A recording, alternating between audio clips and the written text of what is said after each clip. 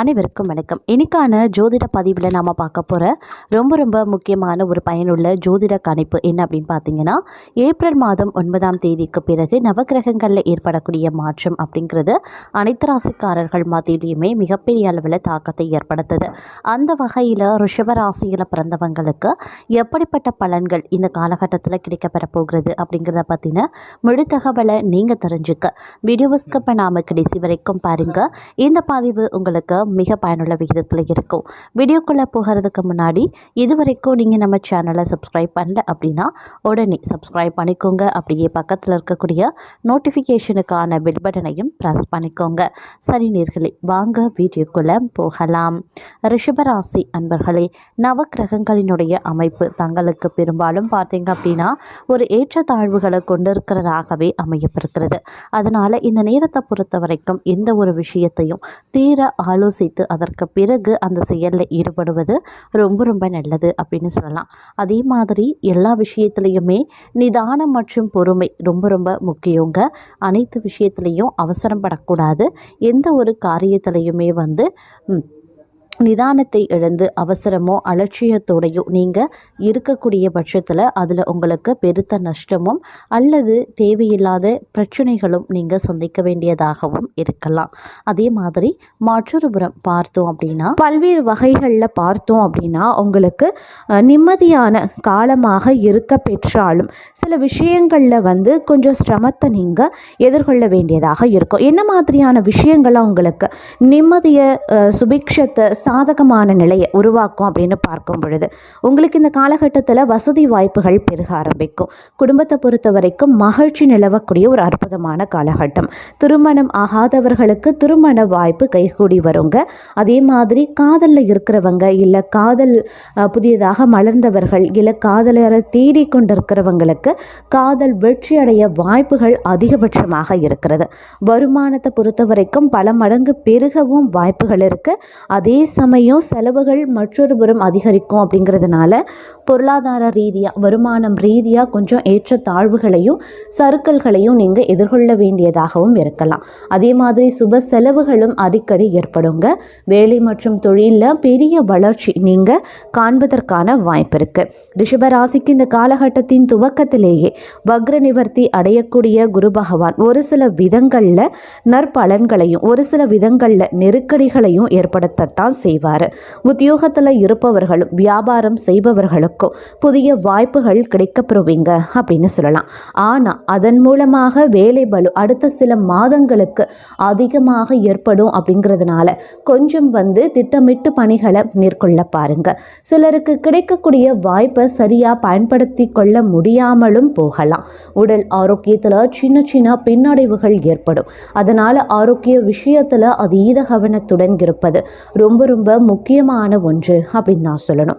அதே சமயம் இந்த காலகட்டத்தில் பார்த்தோம் அப்படின்னா சூரிய பகவான் உங்களுடைய தொழில் ஸ்தானத்திற்கு செல்வது 2வது வாரத்தில், அதாவது பிப்ரவரி மாதம் 2வது வாரத்தில் சூரிய பகவான் உங்களுடைய தொழில் ஸ்தானத்திற்கு செல்வது அரசாங்க உத்தியோகம் உயர் பதவியில் இருப்பவர்களுக்கு யோகமான காலத்தை ஏற்படுத்தும்.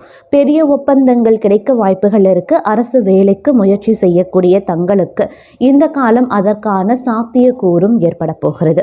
தொழில் மற்றும் வேலை செய்யக்கூடிய இடத்துல உங்களுடைய செல்வாக்கு மதிப்பு மரியாதை ஆகியவை அதிகரிக்கலாம். அதே மாதிரி தொழில் ஸ்தானத்தில் சனி பகவான் ஆட்சி பெற்று புதன் இணைந்து இருப்பது ஆகியவை தொழில் ரீதியாக அடுத்தடுத்த முன்னேற்றத்தையும் உத்தியோகத்தில் உங்கள் எதிர்பார்ப்பை பூர்த்தி செய்யும் வகையிலையும் உருவாகும். இடமாற்றம் அப்படி இல்லைன்னா வேலை மாற்றம் விரும்பக்கூடிய தங்களுக்கு இது ஒரு சாதகமான காலம் அப்படின்னு கூட சொல்லலாம். அதே போல் இந்த காலம் முதல், அதாவது இந்த பிப்ரவரி மாதம் முதல் மே மாதம் வரைக்கும் மாற்றம் காணாமல் இதே பலன்கள் தான் உங்களுக்கு நீடிக்க வாய்ப்புகள் இருக்குது. முக்கியமான கிரகங்களில் ஒன்று அப்படின்னு சொன்னால் சுக்கிர பகவான் சொல்லலாம். ராசி அதிபதி சுக்கிரன் உச்சம் அடைவது பொருள் ரீதியாக வருமான ரீதியாக தனிப்பட்ட விதத்தில் மகிழ்ச்சி அப்படின்னு எல்லா வகைகள்லையுமே உங்களுக்கு ஏற்றமான காலத்தை சுக்கிர பகவான் கொடுப்பார்.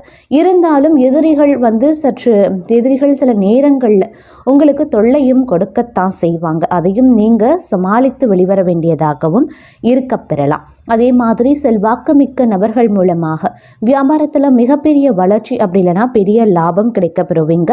நினைத்து பார்க்காத அளவுக்கு வருமானம் ஒரு சிலருக்கு தொழில் மற்றும் வியாபாரத்தில் கிடைக்கப்பெறும்.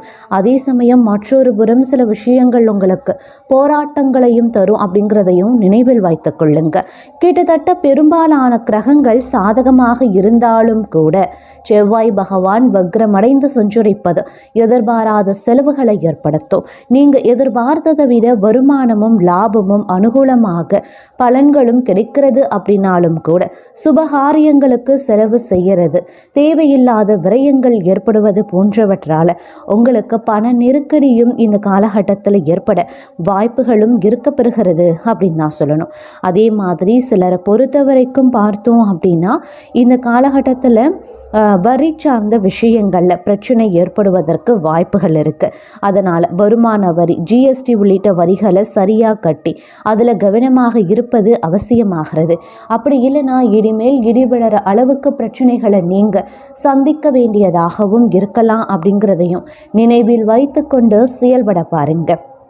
அதே போல் இந்த காலகட்டத்தில் பார்த்தோம் அப்படின்னா 13ஆம் தேதிக்கு பிறகு குரு பகவானும் சூரிய பகவானும் 10வது இடத்துல அமரப்போகிறாங்க. அதனால் அரசு துறை சம்பந்தப்பட்ட விஷயங்களில் கருத்து வேறுபாடு ஏற்பட வாய்ப்புகள் அதிகபட்சமாக இருக்கு. அந்த விஷயத்தில் அதிக கவனத்தோடு இருக்க பாருங்க. செவ்வாய் வக்ரமாக இருக்கிறதுனால வாக்குஸ்தானத்திலையும் நீங்கள் சற்று கவனமாக இருக்கணும். அதாவது யாருக்கும் வாக்கு கொடுப்பதற்கு முன்பாக பலமுறை சிந்தித்து செயல்பட வேண்டியது அவசியமான ஒன்று அப்படின்னு தான் சொல்லணும். சில நேரங்களில் இந்த காலம் அப்படிங்கிறது நிதி நிலைமையை கொஞ்சம் மோசமாக்க செய்யும்.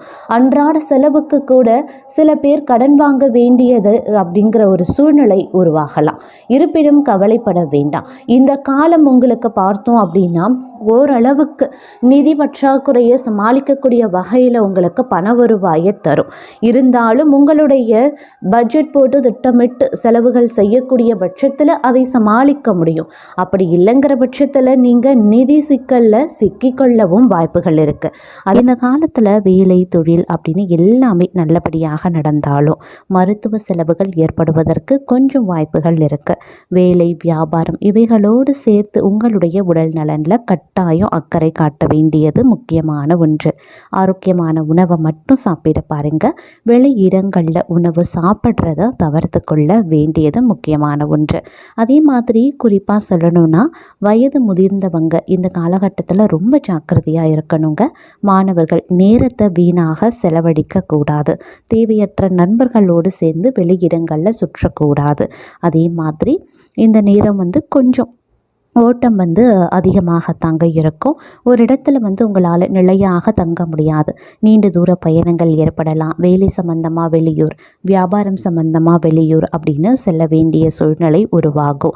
சில பேருக்கு குடும்பத்தோடு சுற்றுலா செல்வதற்கும் வாய்ப்புகள் இருக்குது. ஆன்மீக பயணங்கள் மேற்கொள்ளவும் வாய்ப்புகள் இருக்குது.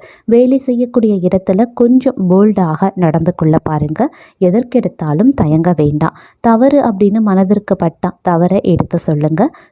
உங்களுடைய திறமையை வெளிப்படுத்துங்க. அப்போ தான் இந்த காலத்தில் உங்களுக்கு நல்லது நடக்கும்.